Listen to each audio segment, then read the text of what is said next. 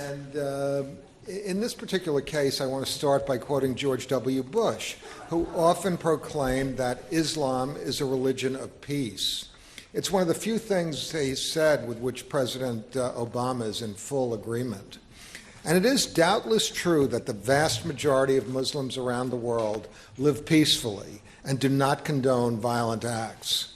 Their secular concerns are dominant, making a living, raising families, educating their children.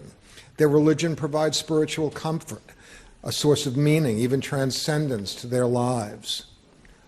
On the other hand, just today, the New York Times reported that Faisal Shahzad, the Times Square bomber, said in court prior to sentencing, quote, "Brace yourselves, because the war with Muslims has just begun." And certainly in the past decades, the vast majority of terrorist activity has been undertaken in the name of Islam.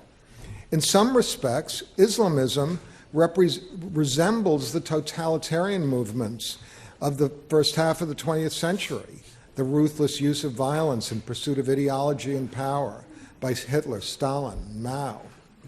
Just as most of their victims were their own people, most victims of Islamist terror have indeed been Muslims. But history is replete with examples of violent minorities who have held sway over peace-loving majorities. Perhaps the relevant question for this evening is what the majority of Muslims believe. But perhaps it is whether Islam, viewed as an ideological force, is in direct opposition to Western interests and Western values. Should we respect Islam as a religion of peace, or should we accept Samuel Huntington's view that we are engaged in a clash of civilizations? Or might this be a false dichotomy?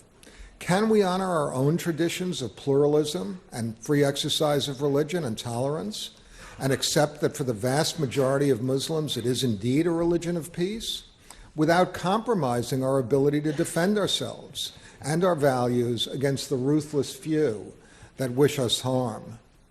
Well, these are subtle and complex questions, and we've assembled an extraordinary panel of experts this evening to explore them.